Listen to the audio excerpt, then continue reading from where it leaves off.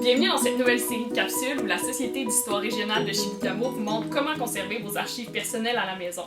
Il va y avoir une nouvelle capsule à chaque semaine, donc n'hésitez pas à nous suivre sur notre page Facebook, mais aussi vous pouvez aller nous voir sur notre compte YouTube pour ne rien manquer du contenu. Aujourd'hui, je vous montre comment conserver vos photos imprimées pour pouvoir les léguer à vos enfants, à vos petits-enfants et à vos arrière-petits-enfants. Donc la première chose à savoir avant de manipuler des photos, c'est de savoir comment bien les manipuler. Donc la première chose qu'on va vouloir faire, c'est vraiment aller avoir un bon lavage de mains pour enlever toutes les bactéries, toutes les huiles qui pourraient se trouver sur vos mains et quand vous allez toucher les photos, pouvoir affecter la pellicule ou même le papier. Avec ce qui s'est passé dans les derniers mois, je pense que vous n'avez pas besoin de pratique pour vous laver les mains. Après, c'est bien important d'éviter le plus possible de mettre ses doigts sur la pellicule. Donc, pour manipuler les photos, on va vouloir les prendre sur les côtés ou encore par le dessous parce que, avec le temps, même si c'est des dommages qu'on voit pas tout de suite à l'œil nu quand on met ses doigts sur les photos, mais à long terme, ça peut vraiment vieillir différemment. Donc, on peut voir des traces, mais aussi ça peut jaunir. Donc, c'est vraiment des choses qu'on veut pas. Je vous montre ici comme exemple une photo de mon grand-père et de son frère que j'ai scanné l'an dernier. On voit bien des grosses traces de doigts un peu partout sur la photo. Donc la qualité ici est vraiment moindre. Ici, je voudrais l'agrandir, mais on verra encore plus ces traces-là. Après, ce qui va grandement affecter la conservation d'une photo, c'est de savoir dans quoi on la conserve. Donc, est-ce que je vais préférer la conserver dans un album, dans une enveloppe en papier, dans des enveloppes en plastique? Ce qu'il faut éviter à tout prix, ce sont les adhésifs. Donc, je vous montre ici aujourd'hui ces fameux albums qu'on a connus dans les années 70 surtout. Eh bien, on veut pas ça parce que l'adhésif va coller à la photo et à long terme, ça peut vraiment vieillir différemment. Donc, les adhésifs, souvent, c'est ce qui va sécher en premier, c'est ce qui va jaunir, donc vraiment, ça peut affecter. Puis la photo collée là-dessus, bien quand on essaye de l'enlever, ça peut déchirer. On veut vraiment pas ça. Donc, ces albums-là, à éviter à tout prix. Si vous voyez que la pellicule adhésive commence à coller sur vos photos, faites attention, c'est le temps de les changer. Alors, ce qu'on va préférer, c'est des albums avec des pochettes en plastique comme ici. Mais attention, pas n'importe quel plastique. Ici, malheureusement, si je regarde dans l'album, il n'est pas précisé quel plastique c'est. Donc, il y a des plastiques qui vont vieillir vraiment très mal, qui vont pouvoir jaunir, mais qui vont pouvoir aussi s'effriter, craquer, qui vont pouvoir coller sur vos photos, venir les endommager. Si vous vous rendez compte que c'est un processus qui est en train de se faire dans vos albums, attention, changez vos photos d'album. Donc, nous, ce qu'on va préférer, c'est des pochettes plastiques en polypropylène. Difficile à dire, difficile à retenir, mais je vais vous l'écrire au bas de l'écran. Et si vous voulez plus d'informations à savoir quel matériel acheter et aussi où l'acheter, dans la description, on va vous faire une belle liste avec des liens pour pouvoir acheter du matériel. Donc, regardez plus bas si ça vous intéresse.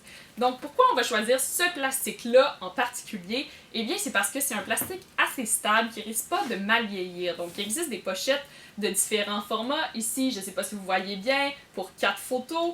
Même chose ici pour 3 photos avec des formats différents. Donc, il y a possibilité de faire un jeu et de trouver ce qui vous convient pour vos photos à vous. Une autre chose qui est aussi possible de faire si vous avez des photos lousses que vous ne voulez pas nécessairement organiser comme un album, c'est de les mettre dans des enveloppes en papier. Il faut que ce soit un papier de qualité archivistique, donc un papier non acide. Et voilà, je vais vous mettre encore une fois des liens plus bas. Donc c'est ça ici. L'important, c'est de ne pas en mettre un gros paquet par enveloppe parce qu'on ne veut pas qu'il soit tout tendu, mais c'est possible de regarder peut-être des plus petites photos qui se perdraient dans les pochettes ici, bien comme il faut, et c'est possible d'identifier directement sur la pochette en papier qu'est-ce qu'il y a sur la photo, en quelle année ça a été pris, qui y a sur la photo, c'était lors de quel événement, donc toutes ces informations-là peuvent se retrouver sur la pochette. Dans le cas ici de pochette en plastique, encore une fois, on va essayer d'éviter d'écrire directement sur la photo. On sait que c'est pratique courante d'écrire à l'endos de la photo, ce qui est une très bonne chose parce que on peut, dans le fond, s'éviter de perdre l'information vu qu'elle est tout de suite accolée sur la photo. Mais à long terme, l'encre peut vieillir, le crayon de plomb peut s'effacer, donc on va essayer d'éviter ça. Encore une fois, on va essayer d'écrire sur la pochette. Donc soit avec un petit crayon fait pour écrire sur le plastique, ou sinon on colle une étiquette sur la pochette et non pas sur la photo, évidemment, et on va écrire sur l'étiquette l'information concernant la photo.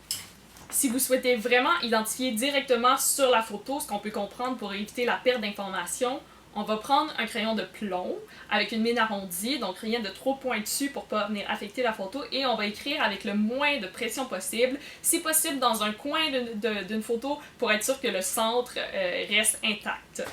Alors un coup que nos albums vont être ordonnés, bien identifiés, que tout est à notre goût, ce qu'on va vouloir faire, c'est les ranger dans un endroit qui va être sec, qui va être à l'abri du soleil, où il n'y aura pas trop de grands écarts de température, mais aussi de grands écarts dans l'humidité, parce que, justement, la lumière, la chaleur, l'humidité, c'est toutes des choses qui peuvent venir attaquer les pellicules, les papiers de votre photo qui sont quand même, somme toute, fragiles. Donc vraiment, si on pense long terme, on veut pas que ça vienne affecter les matériaux.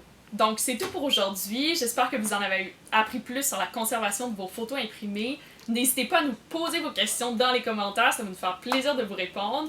J'espère aussi que vous allez pouvoir nous montrer vos réalisations, est-ce que vous avez trouvé des photos d'archives, est-ce que vous les avez organisées. Montrez-nous vos photos dans les commentaires. Et sinon, je vous dis à la semaine prochaine, restez à l'affût, il va y avoir une autre capsule, donc pour ne rien manquer, suivez notre page Facebook, mais aussi vous pouvez nous suivre sur YouTube. Merci, à la semaine prochaine. Polypropylène. Polypropylène. Polypropylène. Polypropylène.